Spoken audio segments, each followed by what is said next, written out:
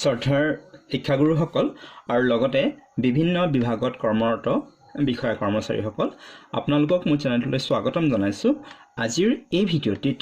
আমি প্ৰিসাইডিং অফিচাৰসকলে পূৰণ কৰিবলগীয়া এটা খুব গুৰুত্বপূৰ্ণ ফৰ্ম, যিখন ফৰ্ম 17C বুলি কোৱা হয়, সেই ফৰ্মখন কেনেকৈ পূৰ কৰিব লাগে আজি মই এই ভিডিঅ'টিৰ যোগেদি আপোনালোকক দেখুৱাম। আমাৰ ফৰ্মখনৰ নাম হৈছে form 17C। Part 1 account of votes recorded আৰু পাৰ্ট 2ত কাউণ্টিঙৰ থাকে। আমাক পাৰ্ট 2 ফিল আপ কৰিব নালাগে, আমাৰ পাৰ্ট 1টো ফিল আপ কৰিব লাগে। চ' প্ৰথম আপোনালোকৰ কি থাকে চাওক, election to house of the people or legislative assembly of the state or union territory dash from dash constituency. চ' ইয়াত আমি কি লিখিব লাগিব জানেনে? আমি এই ঠাইটো আমাৰ ব্লেংক থাকিব আৰু আমি ইয়াত কি লিখিম, আমাৰ যিটো বিধানসভা সমষ্টিৰ নাম, আপুনি যিটো বিধানসভা সমষ্টিত আপোনাৰ ডিউটি পৰিছে সেই বিধানসভা সমষ্টিটোৰ আপুনি ইয়াত নাম লিখিব। যেনে ধৰক মোৰ মাৰ্ঘেৰিটাত পৰিছে, মই লিখিলোঁ 124 124 নম্বৰ মাৰ্ঘেৰিটা, 124 মাৰ্ঘেৰিটা কনষ্টিটুৱেঞ্চি এনেকৈ। নেক্সট আপোনালোকৰ আছে number and name of polling station, আপোনাৰ ভোটগ্ৰহণ কেন্দ্ৰটোৰ নাম্বাৰ আৰু নাম। যেনে ধৰক আমি দিলোঁ, নাম্বাৰটো দিলোঁ 66 আৰু নামটো দিলোঁ ধৰক আমি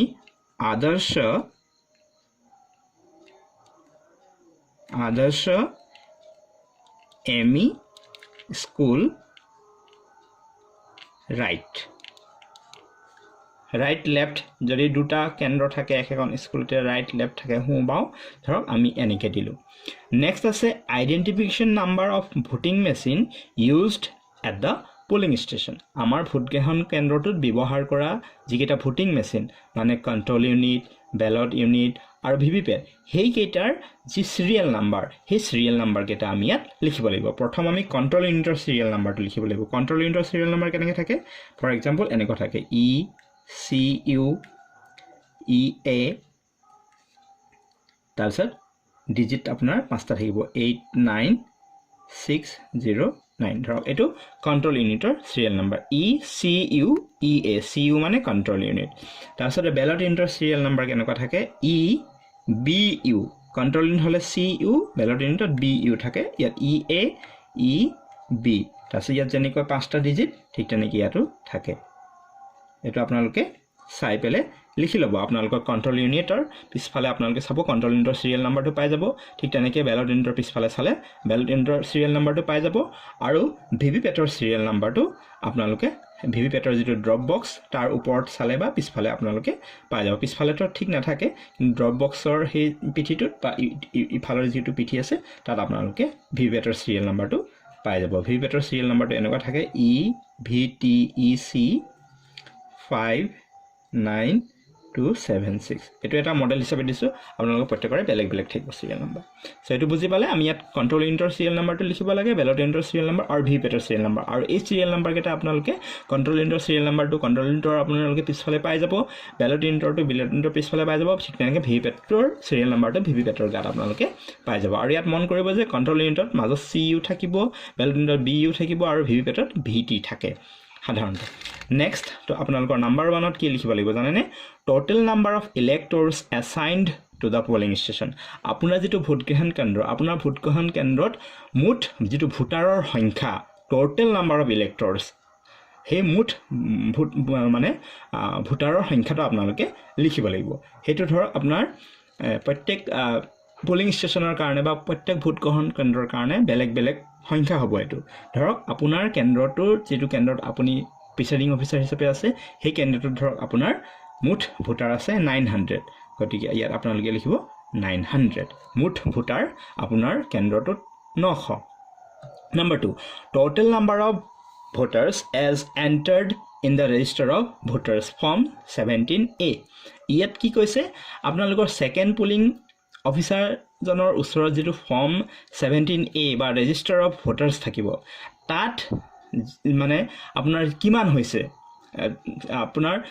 সেকেন্ড পুলিং অফিচাৰজনে প্ৰত্যেকজন ভোটাৰ যেহেতু তেখেতে এন্ট্ৰি কৰি যাব আপোনালোকে সেই 17A যিখন ৰেজিষ্টাৰ সেকেন্ড পুলিং অফিচাৰ কাষত যিটো ৰেজিষ্টাৰ থাকিব সেই ৰেজিষ্টাৰৰ যিটো সিৰিয়েল নাম্বাৰ তাত টোটেল কিমান গৈছে ধৰক 900 আমাৰ টোটেল ভোটাৰ আছে আপোনাৰ কেন্দ্ৰটোত কিন্তু 900 ভোটাৰে ভোট দিব নাহিবও পাৰে ধৰক 820 জন আহিছে সো আমি ইয়াত লিখিম 820 আপোনালোকে সেই সেকেন্ড পুলিং আপুনি কি কৰিব সেকেন্ড পুলিং অফিচাৰৰ ওচৰত থকা সেই 17A ৰেজিষ্টাৰখন চাব তাত সিৰিয়েল নাম্বাৰ লাষ্টত যেটো থাকিব ধৰক 820 জনে ভোট দিছে লাষ্টত হ'ব 820 তো যদি 850 জনে দিয়ে তেতিয়াহলে 850 জি হয় হেতু আপোনালোকে ইয়াত লিখিব যদি সকলো ভোটাৰ আহে তেতিয়াহলে 900 এ হ'ব ইয়াত নেক্সট নাম্বাৰ 3 কি আছে number of voters deciding not to record votes under rule 49 এটো কি কৈছে মানে ধৰক এনেকুৱা হ'বও পাৰে আপোনাৰ ভোট গ্ৰহণ কেন্দ্ৰত এজন ভোটাৰ আহিলে ভোটাৰ আহি তেওঁৰ যি প্ৰসিডিউৰ গুটেখিনি কৰিলে ফাৰ্ষ্ট পুলিং অফিচাৰজনৰ ওচৰলৈ গ'ল আইডেন্টিফিকেশন হৈ গ'ল সেকেন্ড পুলিং অফিচাৰৰ ওচৰত গ'ল তেখেতে ৰেজিষ্টাৰত এন্ট্ৰি কৰিলে 17A ৰেজিষ্টাৰত তাৰপিছতে তেখেতে মানে নিজৰ যেটো টিপ সহি হেতু দিলে সিয়াহিও লগালে তাৰপিছত কি হ'ল থাৰ্ড পুলিং অফিচাৰজনৰ ওচৰলৈ গ'ল ভোটাৰ স্লিপখন সেকেন্ড পুলিং অফিচাৰ পৰা যেটো আনিছিলে থাৰ্ড পুলিংক দিলে তাৰপিছতে থাৰ্ড পুলিং জনে বেলট ইস্যু কৰিলে কন্ট্ৰল ইউনিটত টিপি পেলে বেলট বুটামটো টিপি তাৰপিছত তেখেতে ভোটিং কম্পাৰ্টমেন্টত গৈ ভোট নিদি তেখেতে মানে ভোট দিব বিচৰা নাইকে মানে নিদিলে আৰু ধৰক তেখেতে নিদিয়ে আৰু ভোট আমিতো জোৰ কৰিব নোৱাৰো তেখেতে তেনেকৈ ওলাই যাব আমি তাৰ নেক্সট যেটো ভোটাৰ তেনেকৈ তেখেতক আমি যাবলৈ দিম ভোট দিবলৈ দিম তো তেখেত যে গুছি যাব তো তেনেকুৱা যদি আপোনাৰ কেন্দ্ৰত যদি ভোটাৰ থাকে এটা মানে number of voters deciding not to record vote তেখেতে মানে নিজেই মানে দিব ইচ্ছা কৰা নাই আৰু ভোটটো এটা মানে তো তেনেকুৱা আছে নেকি সাধাৰণতে এটো নাথাকে গতিকে ইয়াত কি হ'ব যেটো নাম্বাৰ কৈছে আমি 0 দিব পাৰো বা আমি ইয়াত নীল লিখি দিব পাৰো যদি থাকে তেতিয়াহলে আপোনালোকে যিমান থাকে সেই সংখ্যাটো দিব লাগিব next number of voters not allowed to vote under rule 49M এটো not allowed আপোনাৰ যদি আপোনাৰ ভোটিং আপোনাৰ মানে বুথত পুলিং ষ্টেচনত কোনোবা ভোটাৰে যদি মানে ভোটিং প্ৰসিডিউৰ যেটো ভায়োলেট কৰে তেতিয়া আপুনি কি কৰিব পাৰে তেখেতক এই যেটো ৰুল 49M হেই মতে আপুনি তেখেতক ভোট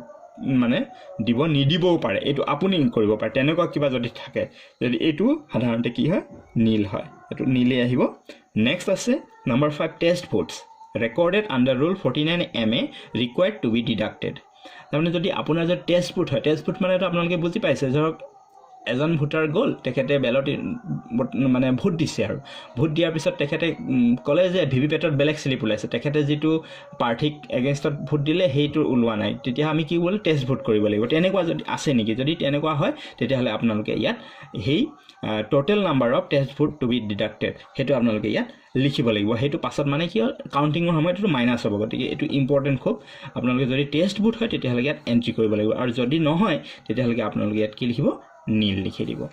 বুজি পাইছে test votes recorded under rule 49MA required to be deducted যদি টেষ্ট ভোট হয় তেতিয়াহলে কিমানটা টেষ্ট ভোট দিছে দুটা বা তিনটা হেতু লিখিব আৰু যদি নহয় নীল লিখিব সক total number of test votes to be deducted total number যদি নাই হোৱা আমাৰ টেষ্ট ভোট আমাৰ কেন্দ্ৰটো তেতিয়াহলে আমি নীল লিখিম আৰু ইয়াত তেতিয়া এই সিৰিয়েল নাম্বাৰৰ কথাটো নাহিব যদি আপোনাৰ টেষ্ট ভোট হয় তেতিয়াহলে সিৰিয়েল নাম্বাৰৰ কথাটো আহিব ইয়াত কি লিখিব লাগিব তেতিয়া যে serial number of electors in form 17A তেতিয়া আপুনি সেই ইলেক্টৰ বা ভোটাৰজনৰ যিজন ভোটাৰে মানে টেষ্ট ভোট দিছিল তেখেতৰ সেই 17A ৰেজিষ্টাৰখনৰ পৰা আপুনি তেখেতৰ সিৰিয়েল নাম্বাৰটো চাই ইয়াত লিখি দিব লাগিব আৰু বিট কি লিখিব লাগিব আপোনালোকে candidates for whom test vote cast আপোনালোকে যে টেষ্ট ভোট কৰিলে কোন ক্যান্ডিডেটৰ এগেইনষ্টত মানে আপোনালোকে হে টেষ্ট ভোট দিছিলে তাৰ সিৰিয়েল নাম্বাৰটো লিখিব লাগিব নেম অফ ক্যান্ডিডেট লিখিব লাগিব আৰু নাম্বাৰ অফ ভোটস এই ক্যান্ডিডেটৰ আপুনি কিমান ভোট দিছিল হেতু লিখিব লাগিব আৰু যদি আপোনাৰ টেষ্ট ভোট নহয় তেতিয়াহলে ইয়াত নীল লিখিব আৰু বাকিবোৰ একো লিখিব নালাগে নেক্সট আপোনালোকৰ নাম্বাৰ 6ত কি আছে total number of votes recorded as per voting machine that কি আছে total number of votes recorded as per voting machine মানে আমি টোটাল নাম্বাৰটো ক'ত চাম আমি কন্ট্ৰল ইউনিটৰ যেটো টোটাল বটন আছে আমি হেতু হেখত যেতিয়া আমি মানে আমাৰ ভোট ক্লোজ হৈ যাব ক্লোজ হোৱাৰ পিছত আমি টোটাল বটনটো টিপি পেলে চাম যে আমাৰ ভোট কিমান হল আৰু সেই ভোটটো আমাৰ এই যে আমি ওপৰত যি লিখিলো 820 আমাৰ টোটাল ভোটাৰ আছিল আমাৰ ভোট গ্ৰহণ কেন্দ্ৰত 900 কিন্তু আমাৰ ভোট দিবলৈ মানুহ আহিল কিমান ভোটাৰ কিমান আহিল 820 আমাৰ 17A ৰেজিষ্টাৰখনত এন্ট্ৰি হৈছে সেকেন্ড পুলিংয়ে এটো এন্ট্ৰি কৰিছে আৰু সেকেন্ড পুলিমে হে 820 টা ভোটাৰ স্লিপ ইস্যু কৰিছে আৰু হে 820 ভোটাৰ স্লিপ আকৌ থাৰ্ড পুলিং অফিচাৰৰ ওচৰত আছে আৰু মেচিনত আমাৰ কি দেখাব লাগিব আমাক এই মেচিনত 820 দেখাব লাগিব গতিকে এইটো নাম্বাৰটো এই নাম্বাৰ 2 ৰ যেটো 820 আৰু নাম্বাৰ 6 এটো সেম হ'ব লাগিব যদি নহয় তেতিয়া হলে আপোনালোকে জানিব যে কৰবাত নহয় কৰবাত আপোনালোকৰ ভুল হৈছে নাম্বাৰ 7 আৰু এটো মিলিবই লাগিব মিলিবই আৰু এটো next number 7 whether the total number of votes as shown against item 6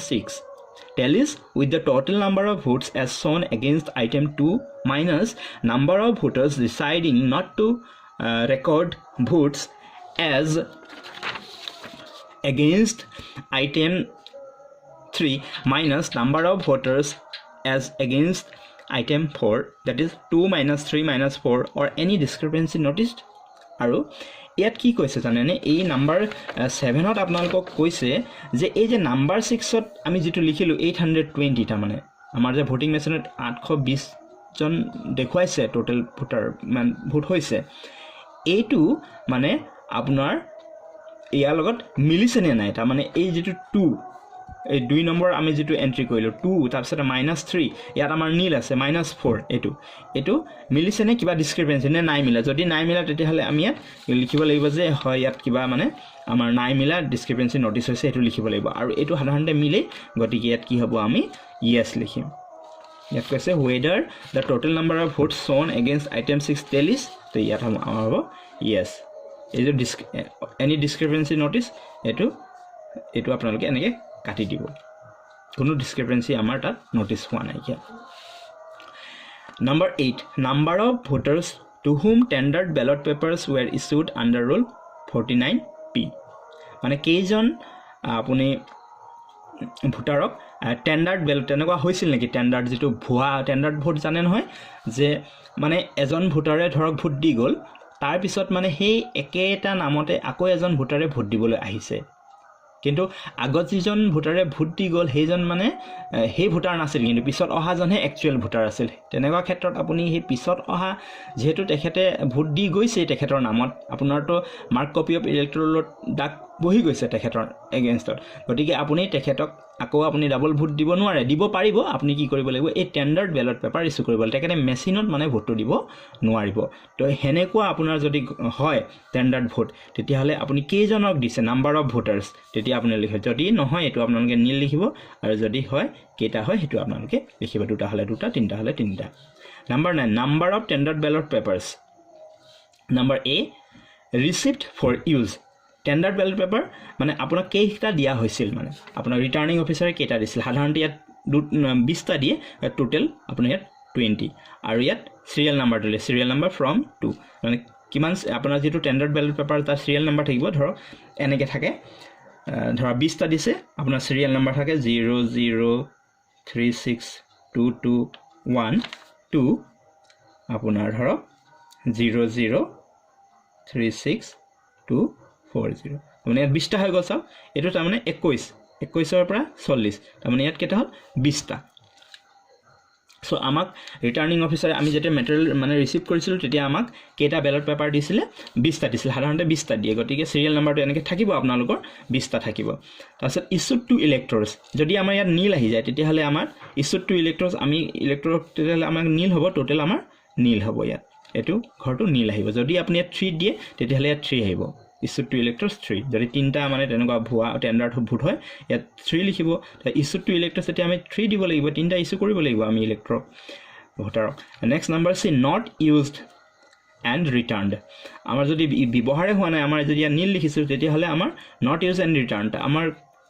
use হোৱাই নাই গতিকে আমি ৰিটাৰ্ন কেটা কৰিম 20 আৰু ফ্ৰম সিৰিয়াল নাম্বাৰ এই সিৰিয়াল নাম্বাৰটো ইয়াত আহি যাব 003622120036240 গোটেইখিনি যিখিনি দিছিল আমি সেইখিনি ঘূৰাই দিলো আমাৰ ব্যৱহাৰ নহল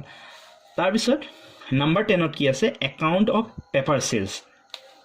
এতিয়া পেপাৰ সিল আপোনালোকে বুজি পাইছে গ্ৰীন পেপাৰ সিল আমাৰ যে কন্ট্ৰোল ইউনিট আমি হেৰি কৰোঁতে ৰিজাল্ট ছেকশ্যনটো আমি চিল কৰোঁতে যিটো পেপাৰ চিল ব্যৱহাৰ কৰিছিলোঁ গ্ৰীণ পেপাৰ চিল তাৰ ইয়াত মানে একাউণ্টটো লাগে নাম্বাৰ 1ত দিছে paper seals supplied for use total number paper seal আপোনাক কেইটা দিয়া হৈছে যেনেকৈ টেণ্ডাৰ্ড বেলটৰ পৰা 20টা দিয়ে ঠিক তেনেকৈ পেপাৰ চিল সাধাৰণতে 3টা দিয়ে চ' টোটেল নাম্বাৰ অফ পেপাৰ চিল আপোনালোকে 3 লিখিব তাৰপিছত চিৰিয়েল নাম্বাৰ ফ্ৰম মানে আপোনাক যে 3টা পেপাৰ চিল দিছে সেই চিৰিয়েল নাম্বাৰটো যেনেকৈ বেলট পেপাৰ আমাক 20টা দিছিল তাৰ চিৰিয়েল নাম্বাৰ ফ্ৰম ইমানৰ পৰা ইমান ঠিক তেনেকৈ আপোনাৰ পেপাৰ চিল 3টা দিছে তাৰ চিৰিয়েল নাম্বাৰটো আপোনালোকে ইয়াত লিখিব কিমানৰ পৰা কিমান ধৰক চিৰিয়েল নাম্বাৰটো আমাৰ পেপাৰ চিলৰ সাধাৰণতে এনেকৈ দিয়ে যে ধৰক 35AA 912925 আৰু 2 কি হ'ব 35AA 912927 so 25 ৰ পৰা 27 হলে 25 26 27 এই তিনিটা হৈ গ'ল এতিয়া নাম্বাৰ 2 কি আছে পেপাৰ চিলছ ইউজড আপুনি কেইটা পেপাৰ চিল আমি সাধাৰণতে কেইটা পেপাৰ চিল ইউজ কৰিম আমি এটাই ইউজ কৰিম গতিকে ইয়াত হ'ব total number 1 from serial number আপুনি যদি দুটা চিৰিয়েল নাম্বাৰ দিব ফ্ৰম মান চ' আমাৰ 2 কথাটো নাহিব যদি আমি এটা ইউজ কৰোঁ তো আপোনালোকে ইয়াত মই এটা আপোনালোকক কওঁ টেকনিক এটা দিওঁ যে আপোনালোকে যিটো পেপাৰ চিল ইউজ কৰিব যদি এটা ইউজ কৰে তেতিয়াহ'লে আপোনালোকে কোনটো পেপাৰ চিল ইউজ কৰিব জানেনে আগদিনাই আপোনালোকে যিটো লাষ্ট চিৰিয়েল নাম্বাৰ থাকে তাৰমানে আমাক ইয়াত দিছে যে 25 ৰ পৰা 27 দিছে তো আমি মানে আগদিনাই ৰাতিয়ে আমি কি কৰিম এই 27টো আমি মানে কন্ট্ৰোল ইউনিটটো সিল কৰোঁতে আমি ব্যৱহাৰ কৰিম গতিকে এইটো আপোনালোকে ইয়াত লিখি লওক আপোনালোকে যিকোনো ব্যৱহাৰ কৰিব পাৰে মই কৈছোঁ যে যদি এইটো কৰে আপোনালোকে কি সুবিধা হয় চাওক এইটো আমি ধৰ এটা ইউজ কৰিছোঁ আমি লাষ্টত ইউজ কৰিছোঁ আমি 1 লিখিলোঁ ইয়াত আমি এই লাষ্টৰ চিৰিয়েল নাম্বাৰটো লিখিম ইয়াত 35AA 912927 লিখিলোঁ আমি এইটো ব্যৱহাৰ কৰিলোঁ কন্ট্ৰোল ইউনিটটো সিল কৰোঁতে নাম্বাৰ 3 কি আছে unused paper seals return to আমি যে যিকেইটা ইউজ কৰা নাই সেইখিনি আমি ৰিটাৰ্ণ কৰিব লাগিব আমি এটা ইউজ কৰিলোঁ আমি দুটা ৰিটাৰ্ণ কৰিব টোটেল নাম্বাৰ ইয়াত হ'ব 2 এতিয়া আপোনালোকক যে মই ক'লোঁ এই লাষ্টৰটো কৰিব তেতিয়াহ'লে ইয়াত চিৰিয়েল নাম্বাৰটো দিবলৈ ভাল হ'ব চাওক এতিয়া আমি কেনেকৈ দিম চিৰিয়েল নাম্বাৰ আমি কোনকেইটা ইউজ কৰা নাইকিয়া আমি 25 আৰু 26 ইউজ কৰা নাই 27 ইউজ কৰিছোঁ গতিকে সেইকাৰণে লাষ্টৰটো যদি আমি লিখি দিওঁ তেতিয়াহ'লে আমি ইয়াত ফ্ৰম আমি কি লিখিব পাৰিম 35AA 912925 to 35AA 912926 এনেকৈ লিখিব পাৰিম নে চিৰিয়েল নাম্বাৰটো মিলি যায় কিন্তু আপোনালোকে বেলেগ মানে যিকোনো এটা ব্যৱহাৰ কৰি ইয়াত লিখি দিলেও হ'ব এইটো কোনো কথা নাইকিয়া next number 4 damage paper seal if any total number যদি কিবা কাৰণত আপোনাৰ মানে ডেমেজ হয় কিবা পেপাৰ চিল তেতিয়াহ'লে আপোনালোকে ইয়াত দিব যিহেতু আমাৰ 3টা আমাক দিছিল তাৰে আমি এটা ব্যৱহাৰ কৰিলোঁ আমি দুটা ৰিটাৰ্ণ কৰিছোঁ বুলি দেখুৱাইছোঁ ইয়াত আমাৰ ডেমেজ হোৱা নাই গতিকে আমাৰ কি লিখিম আমি ইয়াত লিখিম নীল টোটেল নাম্বাৰ নীল ইয়াত কোনো তেনেকুৱা নাহিব আৰু এইফালে সাইডত চাওক সিগনেচাৰ অফ পুলিং এজেন্ট আছে তাৰমানে 1 2 3 4 5 6 এইখিনি পুলিং এজেন্টৰ ইয়াত সিগনেচাৰ হ'ব ধৰক ইয়াত পুলিং এজেন্টবোৰ আপোনালোকে সিগনেচাৰবোৰ লৈ ল'ব এইবোৰ এনেকৈ কৰি আপোনালোকে যিবোৰ পুলিং এজেন্ট থাকিব সিগনেচাৰ ল'ব আৰু ইয়াত ডেট আৰু প্লেচটো লিখিব ডেটটো ধৰক আমি 27 তাৰিখে আমাৰ পুল হৈছে 27 মাৰ্চ লিখিম 27 মাৰ্চ 2021 আৰু প্লেচ কি লিখিব আপোনালোকৰ যিটো পুলিং ষ্টেচন আপোনাৰ ভোট গ্ৰহণ কেন্দ্ৰটোৰ নামটো লিখিব ধৰক নাম্বাৰটো আমাৰ আছে 66 তাৰপিছত নামটো কি আছিলে আদৰ্শ এমই স্কুল ৰাইট তাৰপিছতে এইফালে আপোনাৰ সিগনেচাৰৰ প্ৰিসাইডিং অফিচাৰ সিগনেচাৰ হ'ব এণ্ড পুলিং ষ্টেচনৰ নাম্বাৰটো ইয়াত দিব আৰু ইয়াত এটা আপোনালোকৰ ডিষ্টিংগুইচিং মানে সিলটো যেটো থাকে সেইটো আপোনালোকে ইয়াত মাৰি দিব আৰু ইয়াৰ কপি আপোনালোকে কি কৰিব লাগিব আপোনালোকৰ পুলিং এজেন্ট সকলকো দিব লাগিব সো আজি ভিডিওটো ইমানে আছিল যদি ভিডিওটো চাই আপোনালোকে কিবা উপকৃত হৈছে বুলি ভাবিছে তেন্তে ভিডিওটো এটা লাইক কৰি দিব শেয়াৰ কৰিব আপোনালোকৰ বন্ধুবৰ্গৰ মাজত তেওঁলোকে যাতে চাই তেওঁলোকৰ সুবিধা হয় আৰু মোৰ চেনেলটো যদি প্ৰথম আহিছে তেন্তে চেনেলটো সাবস্ক্ৰাইব কৰি থব আৰু ওচৰত থকা বেল আইকনটো প্ৰেছ কৰি থব যাতে মই ভিডিও দিয়াৰ লগে লগে আপোনালোকে নটিফিকেশনবোৰ পায় ভিডিওটো চোৱাৰ বাবে ধন্যবাদ